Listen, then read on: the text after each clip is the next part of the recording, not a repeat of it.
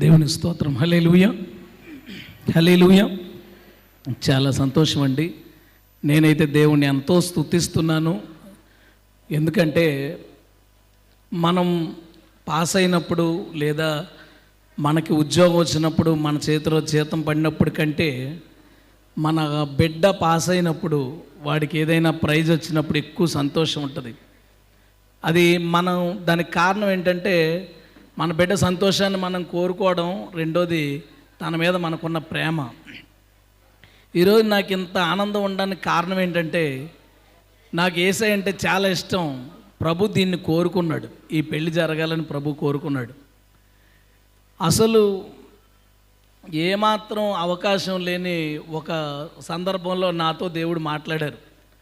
నాతో దేవుడు మాట్లాడితే నాకు అసలు 100 ప్రశ్నలు. ఇది ఎలాగ సాధ్యం, ఇది ఎలాగ సాధ్యం, ఎలా సాధ్యమో దేవుడు ఈరోజు దాన్ని చేసుకుని చూపిస్తున్నాడు మనకి. దేవునికి స్తోత్రం. హల్లెలూయా. ఇంకా గట్టిగా చెప్దామా? హల్లెలూయా. ఇలాగూ సాధ్యపరిచాడు ప్రభు. అది ఆయన అన్నట్టు ఒక చిన్న వీడియో 8 నిమిషాలు అంతే, చాలా సింపుల్గా. అండ్ నా రిక్వెస్ట్ ఏంటంటే భోజనాల టైంలో కూడా ఒకసారి దాన్ని మళ్ళీ ప్లే చేసేయండి నవీన్ గారు. ఒకవేళ ఇక్కడ ఫ్రంట్ వాళ్ళు కుదరకపోతే అక్కడ మళ్ళా చూడడానికి అవకాశం ఉంటుంది. అయితే ఆయన అన్న మాటలో నాకు ఒకటి భయం వేసింది. ఏంటంటే ఇంత క్లోజ్ అయింది పెళ్లి గురించే అని. పెళ్ళి అయిన తర్వాత వదిలేరు కదా నన్ను. జోక్ అండి. అలా నవ్వుతావే, ఇంకో పెళ్ళి ఉందట అంటే పెళ్ళిళ్ళ కోసమేనా నేను వచ్చిన? మీ అందరికీ వందనాలండి. వేదిక మీద ఉన్న సేవకులకి అండ్ క్రింద ఉన్న సేవకులకి, పెద్ద పెద్ద వాళ్ళు అందరూ వచ్చారు. వీళ్ళు ఎవరిని పలకరించాలో నేను, టైటస్ బాబు గారు ఏంటి, ఇక్కడ ఉన్న సేవకులు అందరికీ కూడా హృదయపూర్వక వందనాలు. అండ్ నా హార్ట్ఫుల్ విషెస్ మా రోజాకి, స్వరూప్కి. ముందు రోజా అన్నానని రోజా ముందని కాదు, ఇక్కడ ఆడపిల్లోళ్ళు ఉన్నారని అదా పలికేనంతే. మళ్ళీ నువ్వేదో అనుకోకు. లేదండి, అంటే ఇద్దరు ఒకటే అనే ఉద్దేశం మీద అనేసానండి. అయ్యో అవ్వయ్, ఎన్ని మాటలు వచ్చేసినాయో. మా స్వరూప్కి, రోజాకి చాలా హార్ట్ఫుల్ కంగ్రాచులేషన్స్. మీ అందరికి కూడా హృదయపూర్వక వందనాలండి. కొద్దిసేపు మనం దేవుని వాక్యాన్ని విందాం. ఒక 15 గంట 20 నిమిషాలు. హెబ్రీ పత్రిక 13వ అధ్యాయం. హెబ్రీ పత్రిక 13వ అధ్యాయం 4వ వచనం. వివాహం అన్ని విషయముల్లో ఘనమైనదిగాను పానుపు నిష్కల్మషమైనదిగాను ఉండవలెను అనే మాట రాయబడింది. వివాహము అన్ని విషయాల్లోకెల్లా ఘనమైనదిగా ఉండాలంట. దేవుడు చెప్పిన మాట, దేవుడు మనందరికీ చెప్పిన మాట ఏంటంటే వివాహం అనేది అన్ని విషయాల్లోకెల్లా ఘనమైనదిగా ఉండాలి, చాలా గొప్పదిగా ఉండాలని ప్రభు చెప్తున్నాడు. ఘనమైందంటే చాలా గొప్పదిగా ఉండాలని. గొప్పదిగా ఉండాలి అంటే అర్థం మనం దాన్ని ఎంత కాస్ట్లీగా చేసాం అనేది కాదు. అది మన ఓపిక, మన అవసరం, మన పరిస్థితి, మన సేవను బట్టి, పిలవాల్సిన మనుషులను బట్టి ఆ స్పామ్ మారిపోతూ ఉంటుంది. ఘనమైందని దాని గురించి చెప్పలా. అబ్రహాముకి ఒక్క కొడుకు, ఆ రోజుల్లోనే కోటేశ్వరుడు అబ్రహాం. వాళ్ళ కొడుకు పెళ్లి బడ్జెట్ ఎంత? ఇస్సాకు పెళ్లి బడ్జెట్ ఎంత? యాకోబు పెళ్లి బడ్జెట్ ఎంత? వాళ్ళ ఉద్దేశం, దేవుడు చెప్పిన మాట యొక్క ఉద్దేశం, వివాహం అన్ని విషయాల్లో ఘనమైందిగా ఉండవలను అంటే దాన్ని ఎంత రిచ్గా చేస్తున్నాం అనేది కాదు. అది మన అవసరాన్ని బట్టి, సొసైటీలో మనకున్న స్టేటస్, పరిస్థితిని బట్టి వెళ్ళిపోతుంది. దేవుడు చెప్పాలనుకున్నది ఏంటంటే దానికి ఇవ్వాల్సిన వాల్యూ ఈ లోకములో అన్ని రిలేషన్స్ కన్నా పెద్దగా, అన్ని శుభకార్యాల కన్నా గొప్పగా వివాహం అనేది ఉండాలని దేవుడు మాట్లాడుతున్నాడు. దేవునికి స్తోత్రం. ఎందుకు అలా మాట్లాడాడు? నేను ఒక మాట చెప్తాను. బైబిల్లో ఈ మాట ఉంది కాబట్టి ఓకే. నేను ఒక మిషనరీ స్టోరీ చదివాను. ఆ మిషనరీ స్టోరీలో ఏంటంటే ఒక ఆయన నరమాంస భక్షకులు ఉన్న ప్రాంతానికి సువార్త చేయడానికి వెళ్ళాడు. మనుషుల్ని తినేసే ప్రాంతం. సువార్త చేయడానికి వెళితే మొత్తానికి ఆ నరమాంస భక్షకులకు దొరికిపోయాడు. దొరికిపోతే ఆయన తీసుకుని వాళ్ళ గూడెం ఉంటుంది కదా, గూడెంకి తీసుకెళ్ళిపోయారట.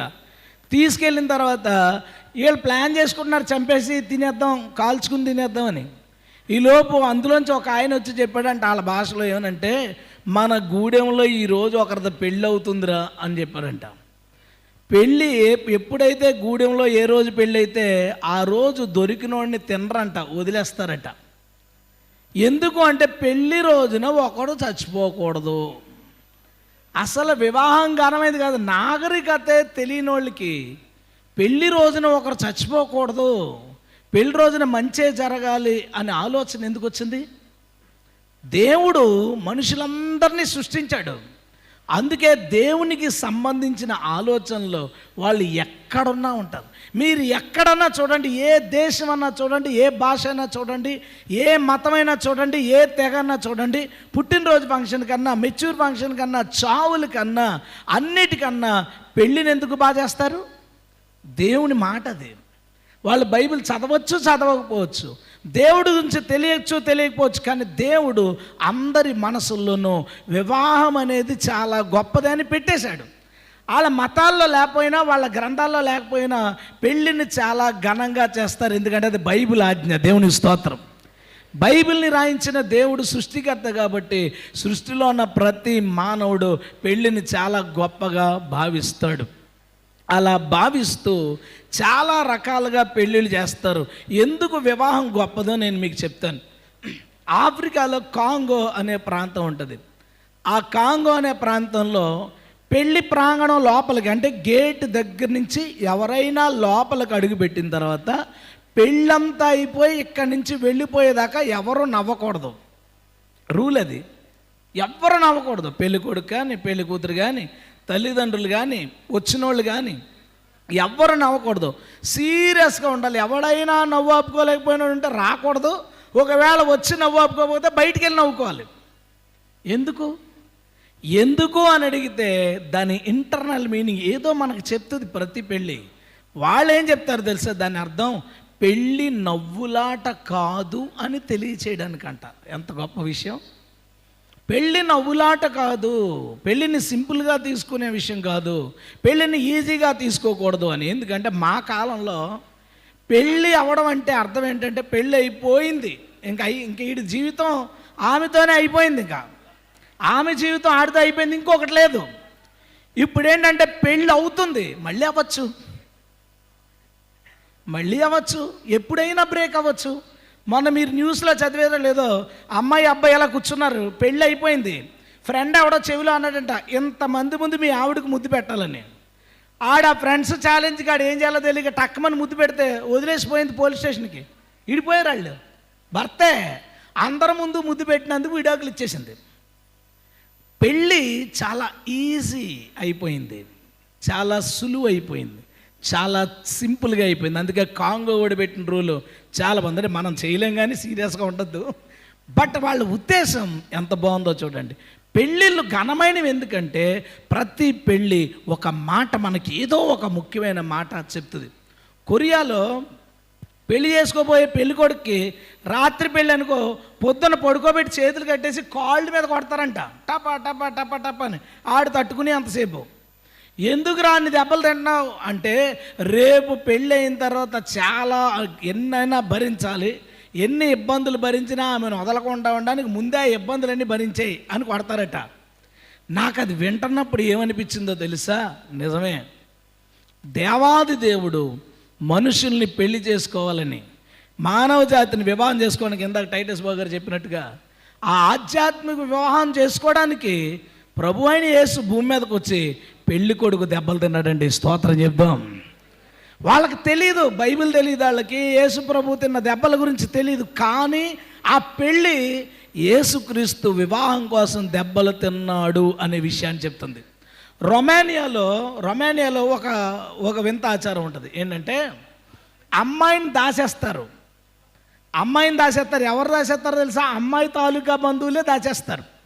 దాచిన తర్వాత అబ్బాయి ఆ హింట్స్కుని వదిలితే ఆ హింట్స్ని పట్టుకుని వెతుక్కుని అమ్మాయి ఎక్కడుందో తెలుసుకుని అమ్మాయి తాలూకా ఎంత డబ్బు అయితే అటుపక్క వాళ్ళు అడిగారో ఆ డబ్బు అంతటిని ఇచ్చి ఆ అమ్మాయిని విడిపించుకుంటాడు. వాళ్ళెవరికి బైబిల్ తెలీదు, కానీ బైబిల్ చెప్తుంది ఈ మాట. మనందరము పాపము క్రింద బంధించబడి ఉండగా, పాపం మనల్ని బంధించి వీళ్ళు నా సొత్తు అని మనల్ని అణిచివేసి ఉండగా, పరలోకమందున్న మన దేవుడు భూమి మీదకి వచ్చి మనందరికీ చెల్లించాల్సిన కట్నం చెల్లించేసి మనల్ని దాని దగ్గర నుంచి విడుదల చేసి త్వరలో వివాహం చేసుకోబోతున్నాడు. హల్లెలూయా. ఇది వాళ్ళకి బైబిల్ తెలీదు, కానీ బైబిల్లో ఉన్న ఆచారం జరుగుతుంది. మీకు ఇంకొకటి చెప్పి నేను ముందుకు వెళ్ళిపోతాను. మన దేశంలోనే రాజస్థాన్లో ఒక పెళ్ళి ఉంటుంది. ఎలా చేస్తారంటే, అమ్మాయి అబ్బాయిని పెళ్లి చేసుకునే ముందు ఒక చెట్టుని పెళ్లి చేసుకుంటుంది. ఏదో చెట్టు దగ్గరికి వెళ్తే ఆ చెట్టుకి పెళ్లి చేసేస్తారు. పెళ్ళైన ఒక 2 రోజులకో 3 రోజులకో ఆ చెట్టుని నరికేస్తారు. చెట్టును నరికిన 3వ రోజున అబ్బాయినిచ్చి పెళ్లి చేస్తారు. ముందు పెళ్లి చేస్తారు, చెట్టుని నరికేస్తారు. నరికేసిన 3వ రోజున అతనికి ఇచ్చి పెళ్లి చేస్తారు. వాళ్ళకి ఏం తెలియదు. వాళ్ళు ఏమంటారంటే కీడేమన్నా ఉంటే చెట్టు మీదకు పోద్దండి నేను. కానీ దాని వెనకాల మనకేం చెప్తుందో తెలుసా? మనల్ని పెళ్లి చేసుకోవడానికి ఆయన ఈ లోకానికి వచ్చి చచ్చిపోయాడు. హల్లెలూయా. 3వ రోజు పెళ్ళి ఏంటో తెలుసా? చచ్చిపోయినాడు 3వ రోజు లెగిసి మనందరికీ కావలసిన సమస్తాన్ని అందించి వెళ్ళిపోయాడు. ప్రభు గట్టిగా స్తోత్రం చెల్లిద్దాం. హల్లెలూయా. వీళ్ళు ఎవరికి బైబిల్ తెలీదు, బైబిల్ గురించి తెలీదు, కానీ దేవుడు దీన్ని ఘనమైందని భావించాడు. కాబట్టి దేవుడు ఈ భూమి మీద ప్రారంభించిన మొట్టమొదటి రిలేషన్ భార్యాభర్తల రిలేషన్. కాబట్టి దాన్ని అందరి హృదయాల్లో పెట్టి పెళ్ళిలో నేను మాట్లాడాలి అని అనుకున్నాడు. ప్రతి పెళ్ళిలోనూ ఆయన మాట్లాడతాడు, ప్రతి పెళ్ళిలో ఆయన మాట్లాడతాడు. నా పెళ్ళి చాలా విచిత్రంగా జరిగింది. మా ఆవిడ ఎక్కడ ఉంది, నువ్వు మీ నాన్నగారికి చెప్పగా. మా మామయ్య గారు వచ్చారు పెళ్లి చూపులకి. ముందు ఎవరినో తీసుకుని వచ్చాడు. దాన్ని చాలా తీక్షణంగా పరిశీలన చేస్తున్నాడు. నేనేమో అప్పుడే పెళ్ళి ఏంటని ఒప్పుకోలేదు. నాకు 21 సంవత్సరాలు, చిన్న కుర్రోడిని. అంటే 21 అంటే చిన్న కుర్రోడిని కాదు, కుర్రోడిని. అయితే నాకు వద్దని. అయితే మా మామగారు చూస్తున్నారు. చూసి లేచి నిలబడన్నాడు. లేచాను. అన్నాడు. ఇటు అటు నడిస్తే మా అమ్మాయి ఇంకా చూశాను. అమ్మాయి ఏటమంటే ఇది ఒక్కసారికి చేసారా, ఆగమని చెప్పి నా దగ్గరికి వచ్చి ప్యాంటుని మోకాళ్ళ వరకు ఎత్తమన్నాడు. ప్యాంటుని మోకాళ్ళ వరకు ఎత్తే కాళ్ళు పిసికి చూశాడు, కాళ్ళు బాగున్నాయో లేదో అని. నాకు భలే మండింది, ఏం చేయలేం. తర్వాత బండి నడపడం వచ్చాను. అయితే నడిపన్నాడు. ఏంటండి అంటే నడిపన్నాడు. తీసుకెళ్ళి రోడ్డు మీద రౌండ్లు వేయించాడు. చూసి మా అమ్మ అంటది కదా, బండి కొనిస్తాడేమరా మీ మామగారు. బండిగా సైకిల్ కూడా కొనివ్వలేదు. మా ఆవిడ ఇక్కడ ఉంది, అడగండి. అయిపోయింది. నేను ఈగో అట్టయిపోద్ది కదా, మంచి ఫీల్లో ఉన్నాను. నాది గుళ్ళో పెళ్ళి, కాకినాడలో వెంకటేశ్వరం గుళ్ళో పెళ్ళి. ఆ పెళ్ళిలో నేను వెయిట్ చేసే సిచ్యువేషన్ ఏంటంటే, ఆ రోజు పెళ్లి చూపుల్లో ఏడిపించిన మా మామగారు నా కాళ్ళు పట్టుకుంటాడు అక్కడ. ఇక్కడ మగవాళ్ళందరికీ వీళ్ళకి ఛాన్స్ లేదు. క్రిస్టియన్ మ్యారేజ్లో, హిందూ మ్యారేజ్లో ఆ ఈగో అంతా దింపేసుకోవడానికి ఆ మంచి ఛాన్స్ ఉంటుంది. ఆ ప్లేట్లో కాళ్ళు ఎట్టి వచ్చి కడుక్కోమాయ అనుకుంటున్నాను నేను.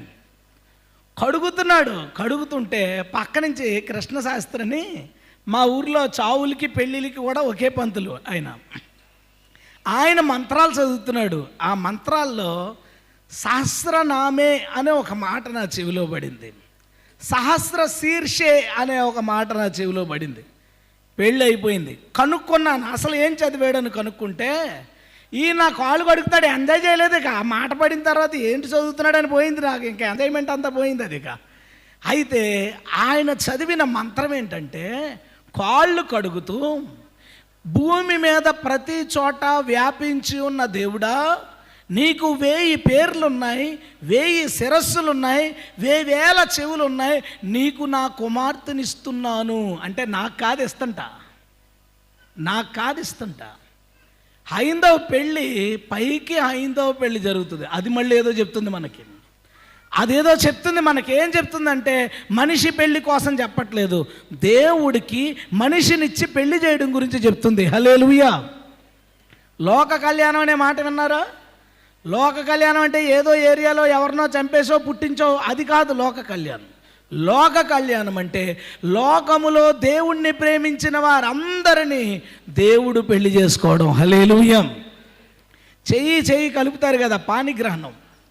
పాణిగ్రహణం అప్పుడు ఒక మంత్రం చదువుతారు. మీరు ఎవరైనా హైందవులు ఉంటే మీకు తెలిసిన బ్రాహ్మణులు అడగండి, నిజమో కాదో నేను చెప్పింది. ఎందుకంటే నేను తెలుసుకుని విని దాన్ని కనుక్కుని, ఎందుకంటే నేను హైందవ పెళ్లి చేసుకున్నాను కాబట్టి. అందులో ఏమని చదువుతాడో తెలుసా? చేతిలో చెయ్యేసి మొదట చంద్రుడికి, తరువాత గాంధర్వుడు, తరువాత అగ్ని ఏలిన ఈమెను నీకు ఏలుటకి ఇస్తున్నాం. మొదట ఎవరట?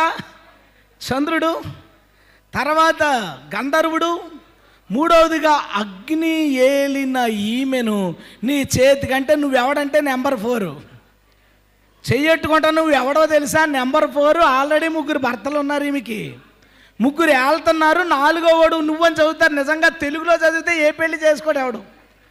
ఆడెవడో చెప్పినా కానీ అడుగుతాం. కానీ దాని అర్థం ఏంటో తెలుసా? చంద్రుడు అనగా పైనున్నవాడు, గంధర్వుడు అనే మాటకు అర్థం కుమారుడు. మీరు చదువుకోండి, డిక్షనరీలో ఉంటుంది. గంధర్వుడు అనగా కుమారుడు, అగ్ని అనగా పరిశుద్ధాత్ముడు. వారు ఏమని చదువుతారంటే, ఎప్పటిదాకా ఈమెని తండ్రి కుమార పరిశుద్ధాత్మలు ఏలుతున్నారు, ఈసారి నీవు కూడా ఈమెను ఏలు. గట్టిగా చప్పట్లు కొట్టి ప్రభువుని కనబడదాం. ఆ పాణిగ్రహణం ఎవరిని చేసుకుంటున్నారు? ఆ కాళ్ళు కడిగేటప్పుడు ఇందాక ఆయన చెప్పిన దుప్పటి ఇటుపక్కనే ఉన్నదేమో ఇహ జీవితం, దాని మీనింగ్ చెప్తున్నాను.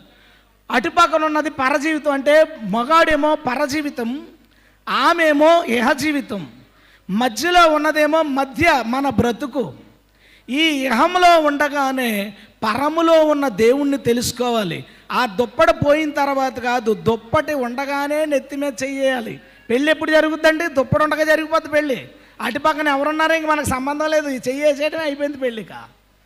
ఈ భూమి మీద బ్రతికి ఉండగానే మన దేవుణ్ణి మనం తెలుసుకోవాలి. స్తోత్రం చెప్దాం.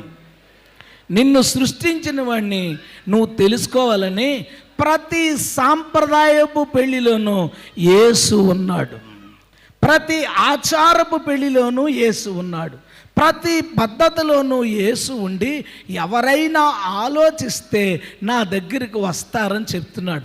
ఈరోజు ప్రభువుని ఎరగని వాళ్ళు ఉంటే మీరు వివాహాలకు వెళ్ళేటప్పుడు మీరు ఆలోచించండి. అక్కడి నుంచి జరుగుతున్న పూజలు, జరుగుతున్న మంత్రాలు అన్నీ కూడా దేవుని వివాహం, లోక కళ్యాణం గురించి మాత్రమే రాయబడతాయి. మూడోది, ఎందుకు వివాహము ఘనమైనది? మొదట అది దేవుడు ప్రారంభించింది కాబట్టి, రెండోది అది దేవుని గురించి చెప్తుంది కాబట్టి, మూడవది అది ఒక కుటుంబాన్ని భూమి మీద కడతది.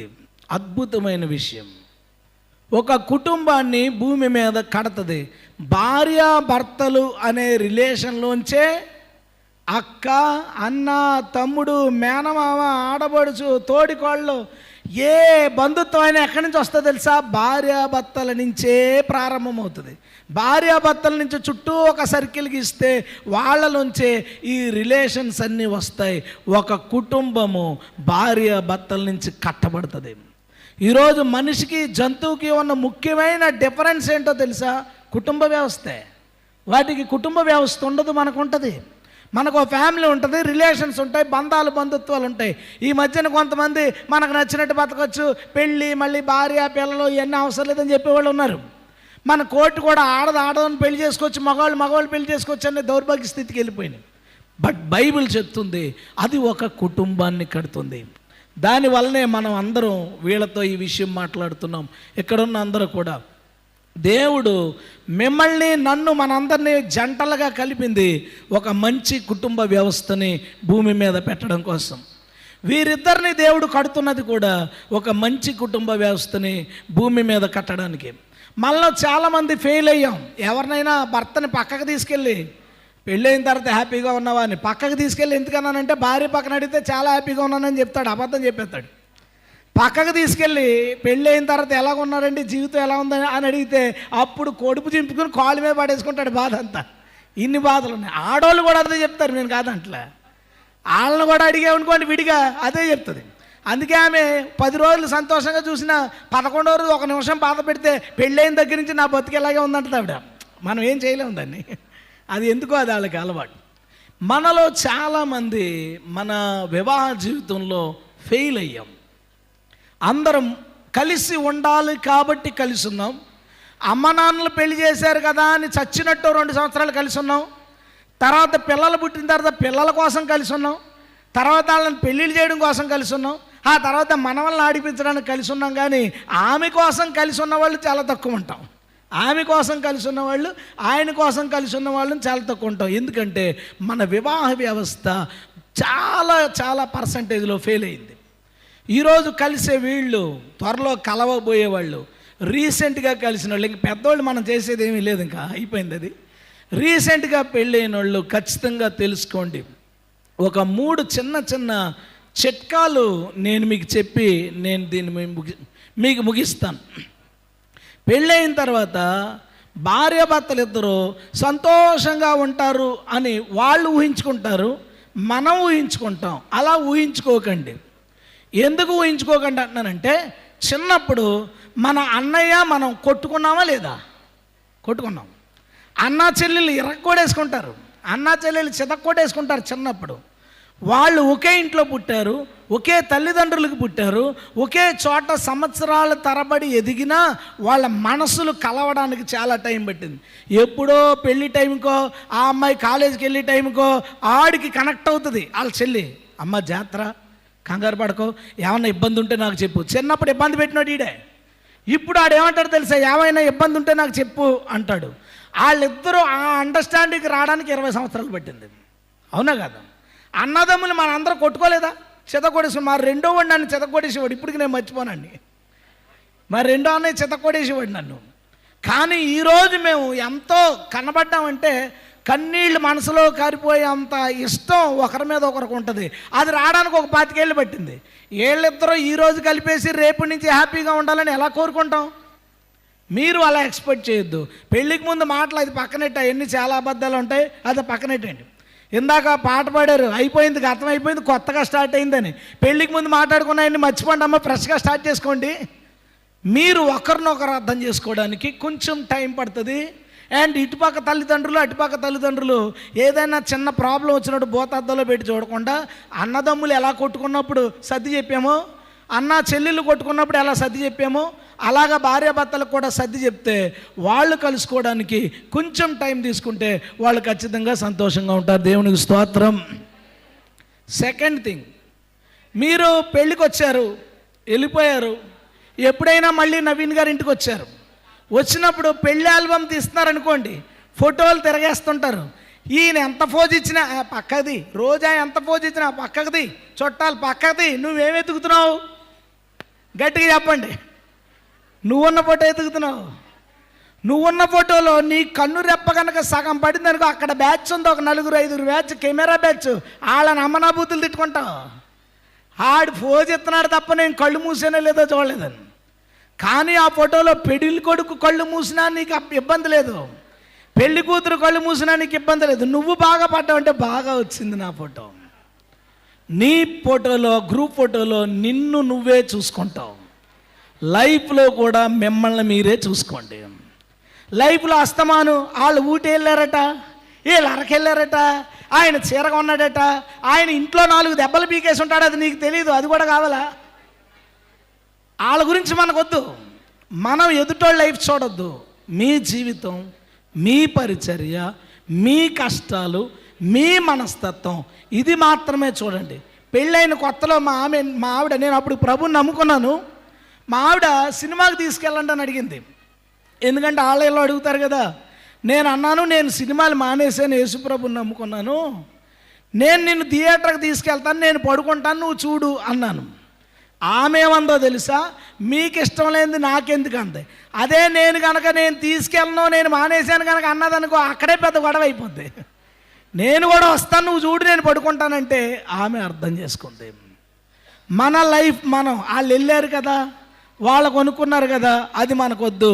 మన జీవితాన్ని మనం చూసుకుంటే మనం ఎప్పుడూ సంతోషంగా ఉంటాం. దేవునికి స్తోత్రం. హల్లెలూయా. బైబిల్ యొక్క ఇన్స్ట్రక్షన్స్ ఆధారం చేసుకుని థర్డ్ ఆఖరి పాయింట్ ఇది చెప్పి నేను ముగిస్తాను. ఏంటంటే బ్యాలెన్స్ చేయండి.